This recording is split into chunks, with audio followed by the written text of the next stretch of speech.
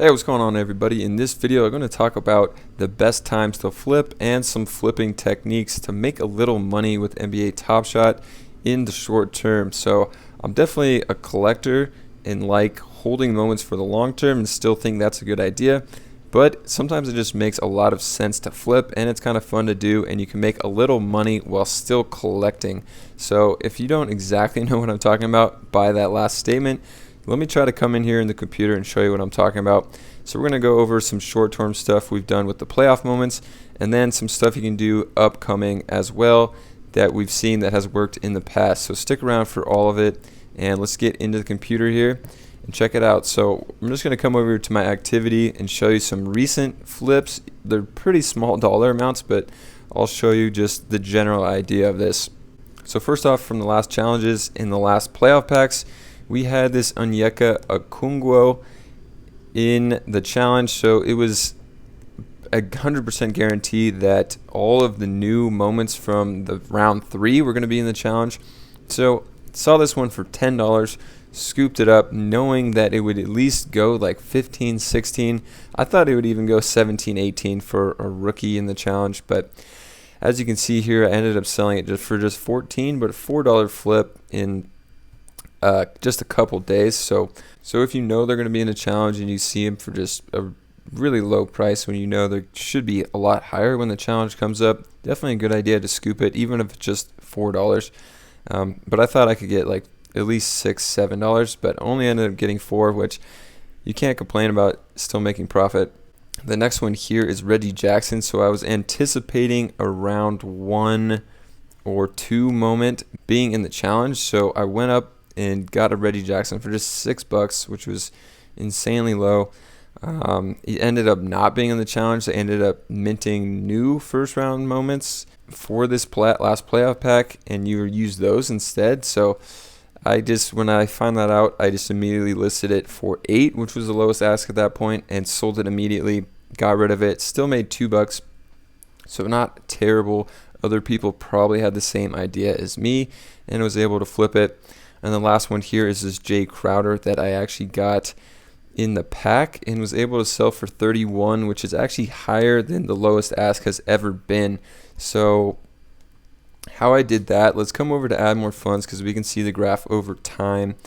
And let's just pull up Jay Crowder. So looking at this moment, as you can see, as we hover over the graph, the lowest ask was never actually 31. So a strategy when trying to flip these during challenges is just list it a couple dollars over the lowest asking price, because you might get lucky where someone just buys it, or even for like 30 minutes if the lowest ask is $31, or a couple dollars higher than the actual lowest ask, then someone could buy it up. So you might as well just list it for that. And then during the end of the challenge, as you can see, they usually go up towards the end. You can just list it for the lowest ask at that point if it hasn't sold yet. But in this case, I was able to sell it for a couple dollars higher, which was nice. And then similar to that Anyaka, pretty much like the first 12 hours of the when the moments were released, and then flip it that way. So turning something under $20 to $30, you're going to make about $15 in profit. And then what I mean by still collecting but also flipping moments, so say I really wanted to collect Suns moments or just like Jay Crowder in this moment a lot, it just doesn't make sense to hold on to it when you know the value, at least in the next few weeks, is never going to be as high as $30. And you can see it just drops off after the challenge to back under $20, and even like as low as $15, basically half price. So if I really like this one, I would still just sell it and then buy it back for $15. It's just a little irresponsible to not sell when you know you could buy it back for half the price. So you're basically leaving $15 on the table there. So the next way to make money flipping is to anticipate big news coming out. So big news can be players signing with new free agent teams or getting traded. So if they're in a lot of trade rumors or they're upcoming free agents, could be a good idea to target them because their prices usually skyrocket once some news comes out. So say like you have Alonzo Ball, say he gets signed by, there's rumors now that he could be signed by the Lakers, could be the Bulls, Clippers. really anyone, if he goes to a new team, his price is going to jump up. So I can show you some examples here from the last trade deadline. Let's just look at Aaron Gordon here. So looking at his graph over time, you'll notice an insane large red spike in the middle right here. So this is actually the morning he got traded. So in the morning, you could have picked him up for about $200. Even a week before that, before his name was heavily in trade rumors, he was about $180. And then that day, it actually went all the way up to almost $350. So this one is about a $140 flip off of this moment, which is pretty crazy. And even at the lowest point, it was $250, so still a $50 flip. But this moment is not an outlier for other players. This happened basically for every single player that got traded at the deadline. If you don't have Add More Funds, sign up for it. They have a free trial. It's linked down in the description.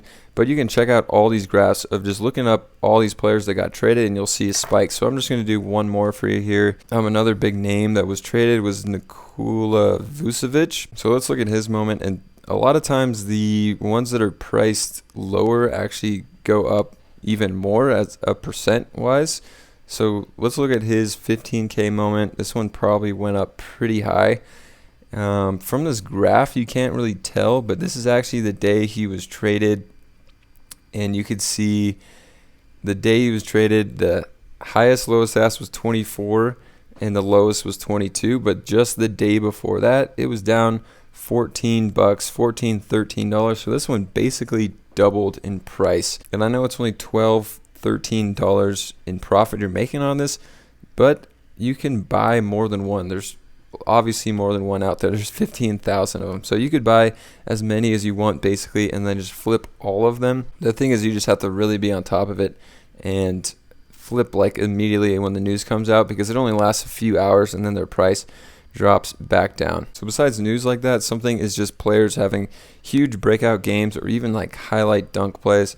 So one that always comes to mind is Kevin Porter Jr. when he had that 50-point game with, I think, 11 assists also. Let's just look what that did to his Top Shot debut. So I realized I didn't know the actual date of this, but we can look it up here.